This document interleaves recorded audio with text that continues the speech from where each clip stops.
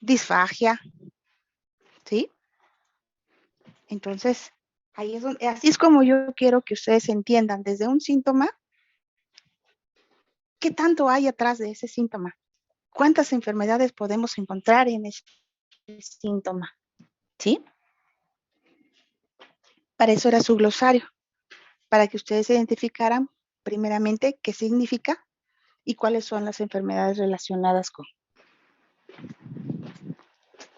Entonces, en el cuadro clínico, el paciente puede presentar uno de los síntomas típicos y el resto de los atípicos, o presentar solamente síntomas completamente atípicos. Y ese es en el dato en donde son los pacientes que están multitratados, que ya vienen con el otorrino, que ya vienen del neumólogo y que no tienen ninguna respuesta y que los pacientes siguen sintiéndose mal. ¿Ok? O el paciente asmático que se la pasa en los servicios de urgencias constantemente por activación de su enfermedad o con cuadros de hiperactividad bronquial. Uh-huh.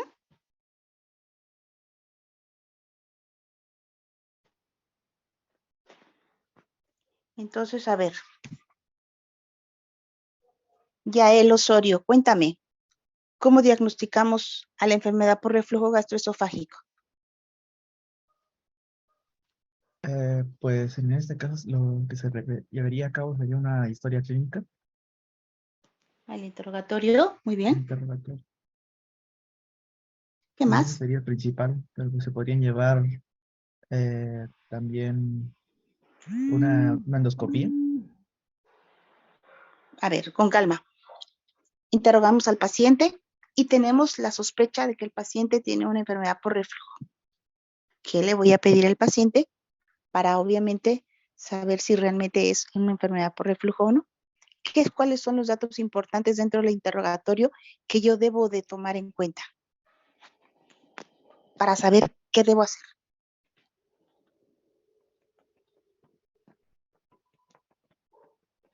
¿La dieta del paciente? No. Bueno, podremos saber dentro del interrogatorio el estilo de vida que lleva el paciente y que puede dar una información muy importante. ¿Qué más? Preguntar sobre los síntomas que ha presentado el paciente. Muy bien. ¿Cuáles son los síntomas que predominan? El tiempo de evolución de cada uno de los síntomas, los signos o síntomas que acompañan a cada uno, con qué calma. Acuérdense de la semiología de cada una de esa manera ustedes van desglosando y van viendo realmente qué tan enfermo, qué tan grave o qué tan importante es que nosotros llevamos a un paciente de inmediato, sí es cierto, a una endoscopía. Pero antes, ¿qué debo hacer? ¿Cómo justifico al paciente a nivel privado que el paciente debe de tener un gasto mayor en la primera consulta? ¿Cómo yo justifico que este paciente solamente pueda darle un tratamiento médico o conservador? Y que bueno, que si come pura chatarra y tiene muy malos hábitos alimenticios, pues obviamente también, ¿no? Bien, Xochitl, ¿qué más?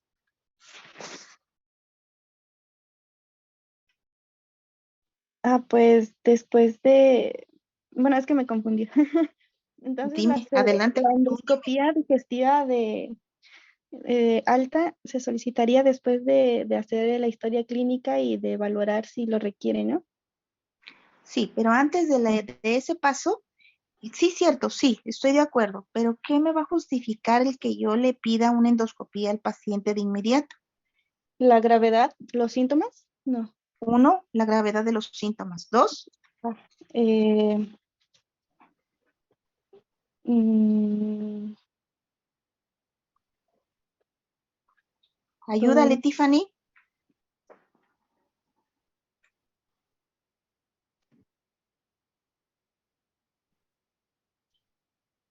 Doctora, yo había leído que, bueno, en un primer instante primero se envía un tratamiento con inhibidores de la bomba de protones y ya si no reacciona al primer tratamiento se le pediría en todo caso una pHmetría Estamos en el y... diagnóstico. Calma, calma, calma. Ah, Estamos no, en sí, el es que... diagnóstico.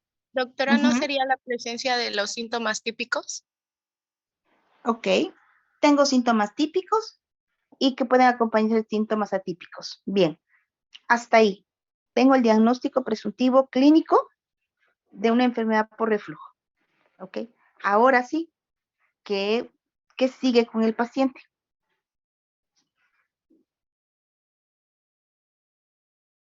¿Qué estudios complementarios yo necesito para poder saber si lo llevo a endoscopía o no lo voy a llevar a endoscopía?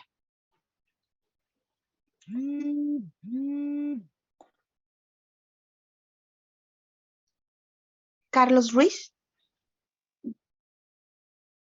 Sí, doctora. Ujú. Bueno, le digo, según la guía de práctica clínica que había leído, pues decía que en primer lugar se hace un tratamiento con un diagnóstico con una pHmetría y dependiendo también de eso, y se da un tratamiento también con inhibidores de la bomba de protones y ya si no responde al tratamiento y su pHmetría sale pues positiva, se pasa a una endoscopía. Bien. La pachimetría te está costando alrededor de 6,000 a 8,000 pesos. Abusados. A ver, David Rivera, cuéntame.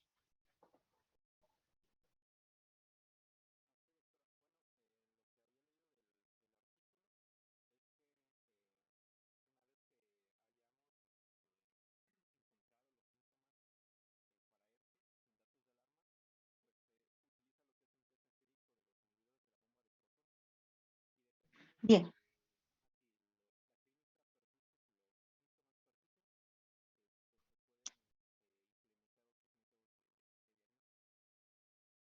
Sí, la prueba terapéutica.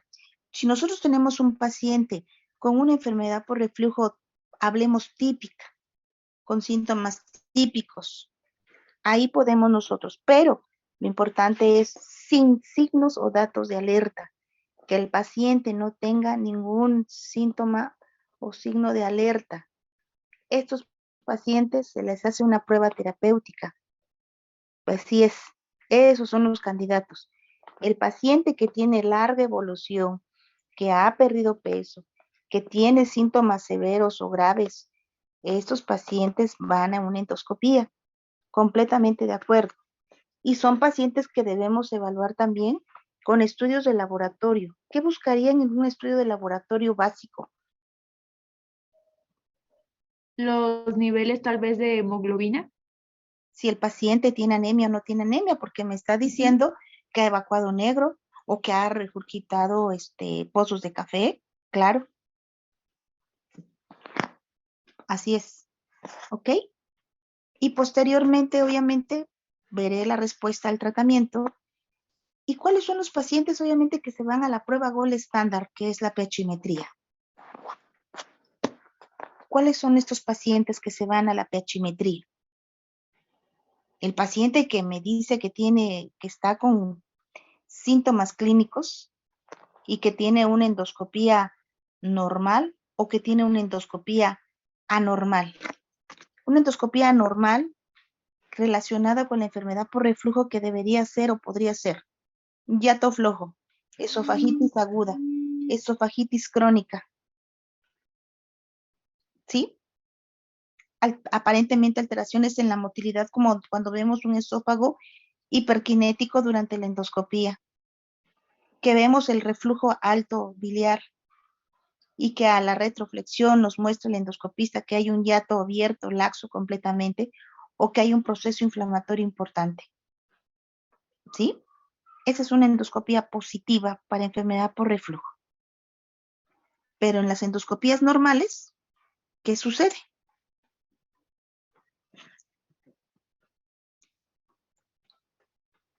¿Qué dice de la pHmetría?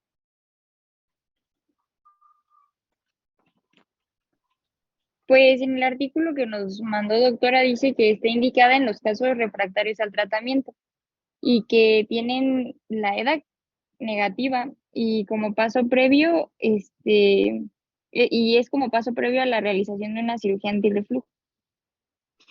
La pH conjuntamente ¿con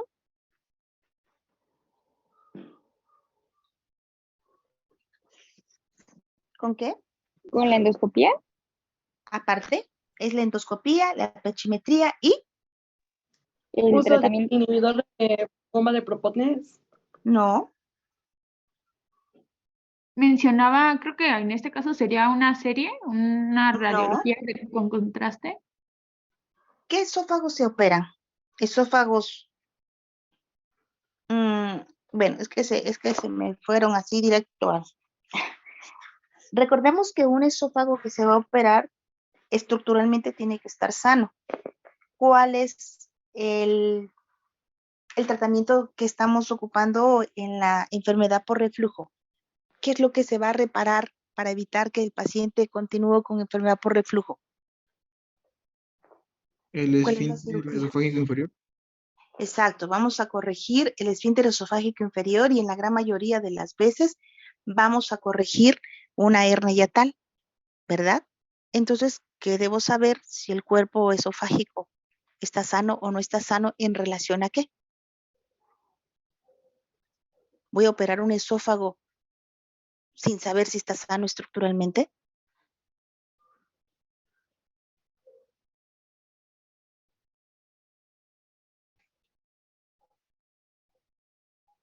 ¿Cuál es el estudio indispensable que los cirujanos deben tener en el paciente para tener éxito en su cirugía? Doctora, Por reflujo. ¿sería Con la endoscopía, la medición de la impedancia esofágica? Una manometría con una exactamente de alta impedancia, porque los trastornos motores esofágicos, recordemos, si tiene un trastorno motor esofágico, que también son los causantes de enfermedad por reflujo, pues obviamente ese paciente no se puede operar. Son los pacientes que van a ir directo al fracaso, que van a tener que desmantelarlos porque la coordinación de las ondas peristálticas del esófago van a luchar contra ese cierre y es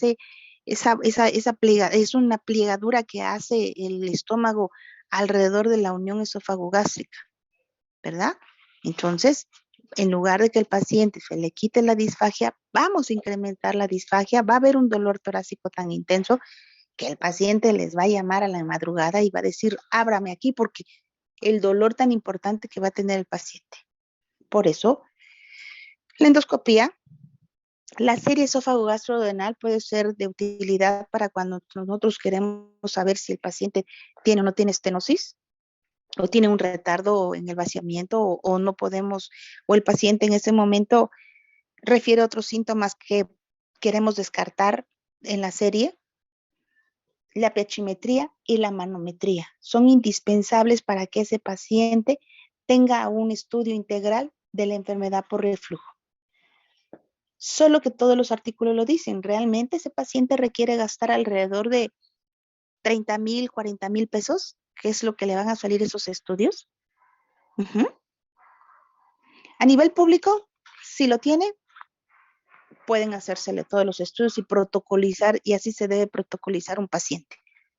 ¿Ok? Pero si la endoscopía de entrada estamos viendo enfermedad por reflujo erosiva, esofagitis erosiva hemorrágica, vamos a ver la clasificación de Los Ángeles ahí, qué grado de enfermedad tiene el tejido a nivel de la unión, que tenga una hernia yatal, tipo 1, tipo 2, por deslizamiento o complicada o no complicada, esofagitis crónica, la lesión que hace de fibrosis alrededor de la unión, que se llama anillo de Chasky. Pues obviamente que este paciente ya no necesitamos hacerle una pechimetría, pero sí una manometría si el paciente no responde a tratamiento. ¿Ok? Nos abrimos mucho aquí, pero sí es bien importante que ustedes vayan conociendo que un paciente con enfermedad por reflujo, sí podemos darle una prueba terapéutica, pero si mejora no podemos dejarlo ir porque él puede estar cursando con una complicación de esta enfermedad. Puede haber sido asintomática por muchos años y la endoscopía, como parte del protocolo de estudio para evaluar si existe o no lesión en la mucosa esofágica, se tiene que hacer. ¿Ok? Doctora, yo tengo una pregunta. Mande, Gemma. El artículo que nos mandó decía que la pHmetría de 24 horas dice que no es una exploración suficientemente sensible para obtener el calificativo de Gold Standard en el diagnóstico de la alergia, pero que sí es muy útil para conocer síntomas, los síntomas que se correlacionan con estos episodios de reflujo ácido. Entonces, ahorita con lo que estamos comentando, pues ya yo entré en duda si la pHmetría sería o no sería el Gold Standard. Recordemos que hay también reflujo alcalino. Cuando el paciente tiene un reflujo gástrico de tipo alcalino, pues el paciente no tiene un reflujo ácido, ¿verdad? Tiene un reflujo alcalino, completamente diferente a los síntomas que probablemente pueda ocasionarle. Y lo que busca la pHmetría es correlacionar. Es que fíjese que me arde alrededor de la tarde o en la madrugada o después de que desayuno. ¿Ok?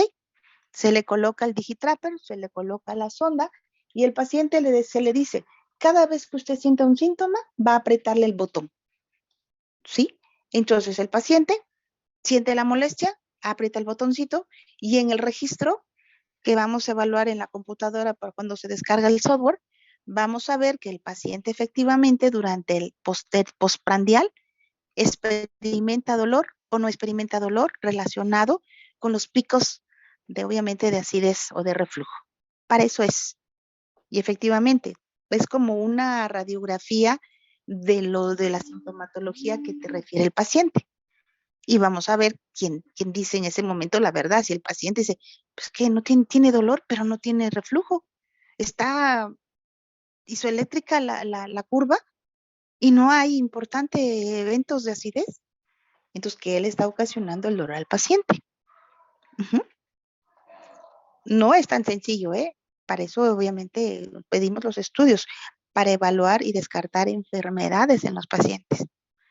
Si son de edad mayor, si tienen una enfermedad de tejido conectivo, si tienen una gastropatía, enteropatía y diabética. Son muchas cosas que se tienen que evaluar en un paciente. ¿Sale? La gran mayoría de estos síntomas, cuando el paciente tiene excesos y malos en su estilo de vida, mejoran hasta un 80%. Y donde el paciente te dice es que yo me fumo 20 cigarrillos al día y me tomo 3 tazas de café. No, pues espérate. Entonces, ¿dónde está? Entonces, sí. Entonces, doctora, digamos que como tal no sería el Gold Standard por lo que dice que también mide el reflujo alcalino y como dice usted, o sea, a veces el paciente puede tener el síntoma, pero no hace referencia a que haya captado el estudio que tuviera acidez o que el pH fuera bajo. Exacto. Ah, ok, entonces no sería el Gold Standard, ¿no? El Gold ¿Cuál Standard sería el para Gold acidez, sí. Standard, doctora? Para acidez, la biopsia. Hablando de la presencia de reflujo ácido de Mister en la clasificación en la medición de Mister, en donde nos habla de cuántos eventos tiene el paciente menores de 4, sí, pero estamos hablando de un reflujo ácido. Hoy en día los pacientes han cambiado terriblemente y no solamente tienen un reflujo ácido, sino alcalino. Y para eso también nos sirve, pero no o sea, no es un problema que esté causado porque el paciente tenga un problema de acidez, sino un problema alcalino que viene del reflujo biliar que está regresando del duodeno hacia el estómago. Y esa es otra enfermedad. ¿Sí? Y la biopsia a nivel de la unión esófago-gástrica nos va a permitir saber si el paciente tiene eosinofilia, si tiene esofagitis crónica relacionado con reflujo. En los niños, el Gold Standard en los niños chiquitos es la toma de biopsia.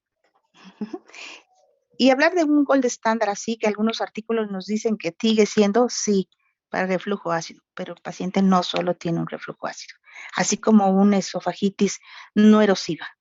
Y la erosiva, en donde los pacientes en esofagitis no erosiva son los más difíciles de determinar qué tipo de reflujo tiene, y ahí la pHmetría y la manometría y la biopsia nos van a ayudar a encasillar al paciente en qué tipo de reflujo tiene, para saber qué le voy a dar, qué debo hacer, qué debo estudiarle, una disfunción del esfínter de Body porque está regresando la bilis, una incompetencia del píloro, porque obviamente está permitiendo la regresión del duodeno hacia el estómago. Sí, ahorita quizás es una información así como no la entienden porque saben anatomía, porque vieron fisiopatología, pero obviamente eso lo vamos a ir viendo conforme vamos avanzando con los temas. ¿Sí?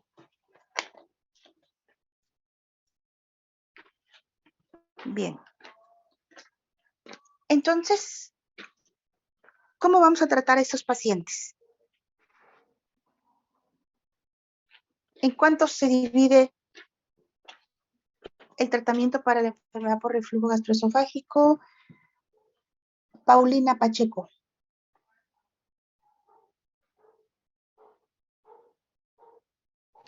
Serían 4 puntos, doctora. El control de los síntomas, la curación de las lesiones, la prevención de recidivas y complicaciones, y pues yo considero que en este punto entraría el cuarto que menciona la bibliografía que nos mandó, que es evitar la progresión hacia la displasia y adenocarcinoma.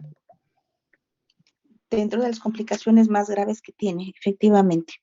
Ok, muy bien. Nadia, ¿cómo llegamos a resolver o evitar estas complicaciones? Con un tratamiento, ¿Cuántas fases tiene el tratamiento? mencionaba que era el control de la sintomatología, la curación de las lesiones. No, ya lo mencionaron. Ah. No. Las fases del tratamiento. A ver. Mitzi. Sí, como mencionó mi compañera, son 4 fases de tratamiento. La primera sería, como dijo, controlar lo que es la sintomatología. ¿Cómo controla la sintomatología del paciente? Pues en este caso se podrían dar lo que son los inhibidores de la bomba de protones. Antes de eso, ¿qué debo trabajar en el paciente? ¿Qué es lo más importante? Las medidas higiénico-dietéticas. Ok, el estilo de vida. Las recomendaciones en cambios del estilo de vida van desde modificar los hábitos alimenticios, el control de peso.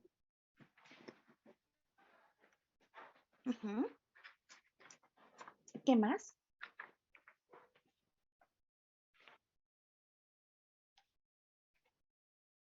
Miguel Chávez, ayúdale.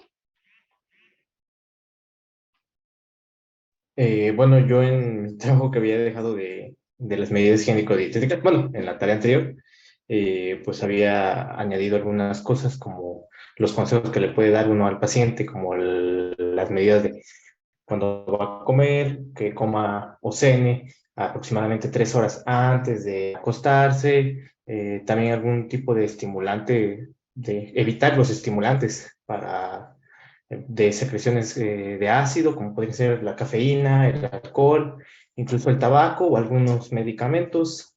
También añadí, bueno, creo que eso ya es más adelante, pero pues el control o disminución de la presión abdominal, con el caso de evitar los grandes esfuerzos y también evitar un poco la ropa ajustada. Sí hablábamos de las medidas higiénico-dietéticas, ¿verdad? Sí, exactamente. Esas son de las cuestiones bien importantes.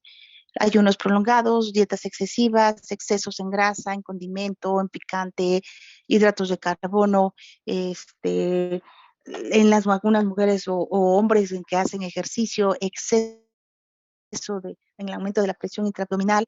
Obviamente a las embarazaditas, pues no le vamos a decir desembarázate, ¿verdad? Pero sí vamos a decirle cómo debe comer, cuánto debe de caminar para que obviamente tenga un vaciamiento gástrico más gentil y obviamente esto no le tenga el reflujo principalmente nocturno, que es en donde más sintomatología tienen, ¿verdad? Bien. Y aparte, que falta una cosita más, nada más ahí en las higiénico-dietéticas. ¿Qué sigue? Quizás sería pues evitar los irritantes, comida irritante, las grasas.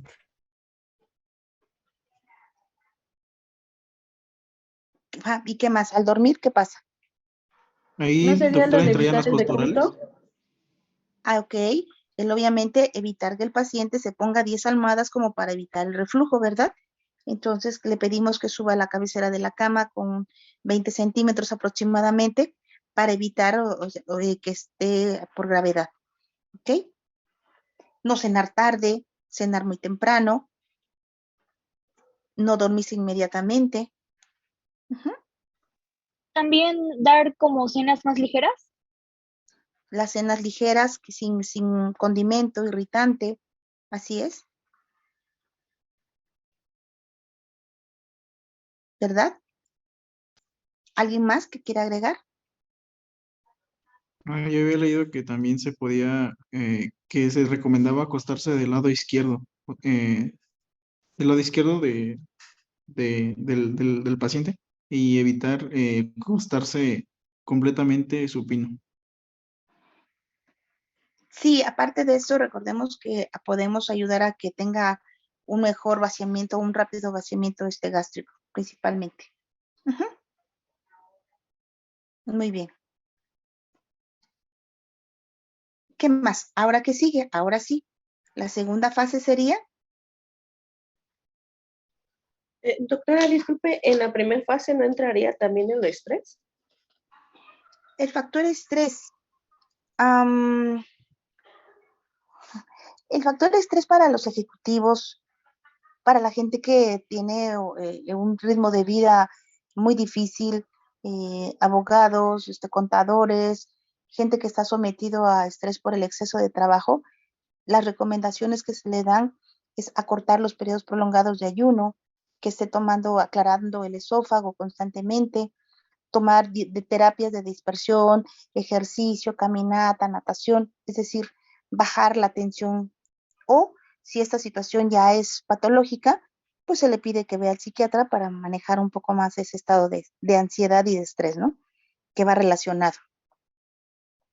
Sí, Gracias, doctor. bien. Ahora sí, ¿qué más sigue? ¿El tratamiento farmacológico? El tratamiento farmacológico, muy bien. Y este está dado por. Principalmente podrían ser antiácidos, inhibidores de la secreción.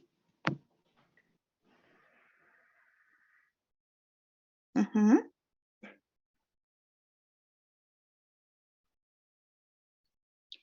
Los procinéticos son los medicamentos, el grupo de medicamentos más importante.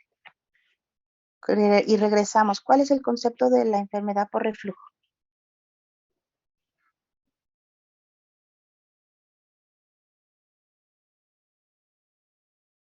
El ascenso de contenido gástrico o gastroduodenal por arriba de lo que es la unión gastroesofágica.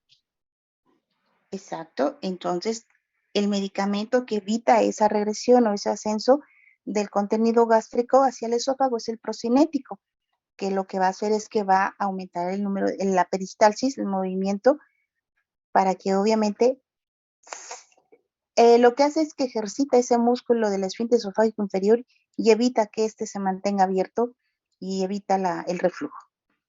Los inhibidores de la bomba de protones, que disminuyen la producción de ácido, los protectores de la mucosa, que obviamente van a evitar el contacto constante con el ácido y la mucosa, ¿sí? Y de esta manera nosotros vamos a evitar que el paciente tenga más eventos de pirosis, regurgitaciones y o dolor de tipo retroesternal, ¿verdad? ¿Qué más?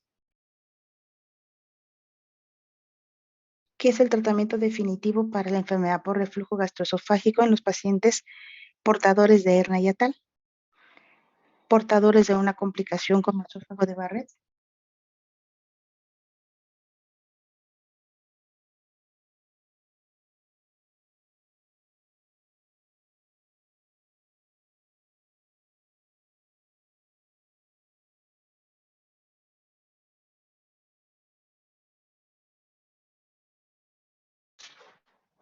Principalmente, ¿verdad? Ya están llevando cirugía, ya llevaron cirugía. Ya llevamos, doctora. Ah, bueno, pues entonces se acordarán cuando les platicaron sobre la funduplicatura, ¿verdad? ¿O no vieron funduplicatura en enfermedad por reflujo? Creo que no, doctora. ¿No vieron o sí platiquen?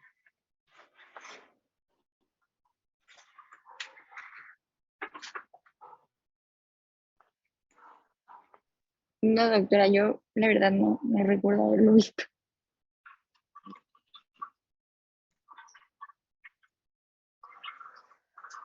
¿Nadie había escuchado hablar de la funduplicatura, Denise?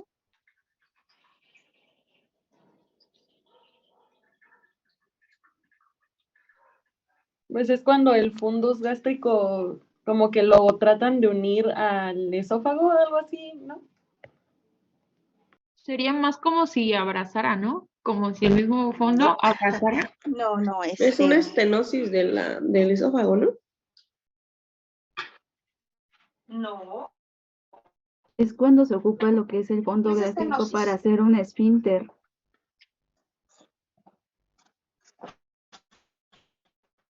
No.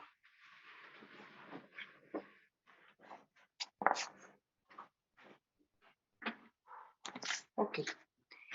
Vamos a buscar la técnica de Nissen, en donde vamos a ver cómo se pliega, cómo se envuelve el fondo gástrico, envuelve el esófago, cómo se rompe, se hace una esfinterotomía total y de ahí se hace ese pliegue que envuelve al esófago, obviamente para evitar que el paciente pues no tenga esto. Uh-huh.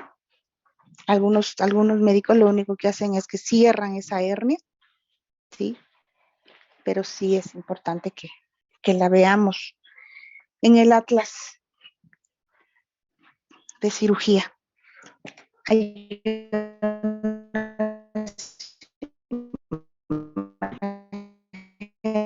muy bonitas en donde cómo se hace región paracardial del estómago. Uh-huh. Ahora que veamos las endoscopías, vamos a ver a unos pacientes con esto y ustedes van a poderlo entender mejor. Para eso son las clínicas, para que ustedes puedan aterrizar esos conceptos. Uh-huh.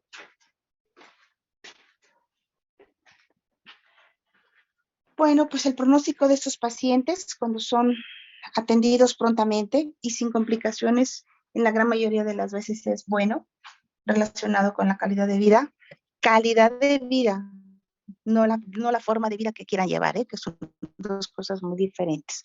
El paciente que le quitas el alcohol, el tabaco y la chatarra, pues va a decir, ay, no, eso lo disfrutaba yo, pues sí, pero su esófago no, ¿ok?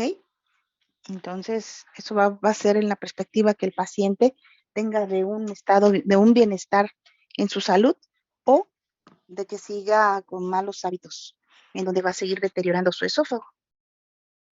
¿Sí? En los pacientes candidatos por defectos anatómicos, pues serán evaluados quirúrgicamente y o por la edad únicamente se les dará un tratamiento paliativo.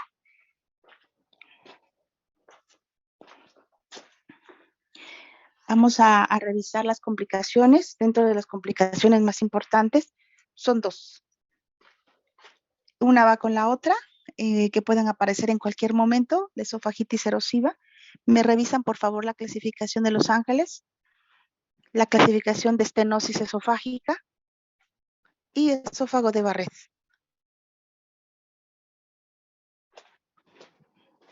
Así en ese orden lo vamos a ver. Doctora, antes de la clasificación de Los Ángeles de estenosis esofágica y esófago de Barrett, ¿qué más dijo? Sobre bueno, hablando sobre las esofagitis erosivas. Ah, ok. Gracias, doctora.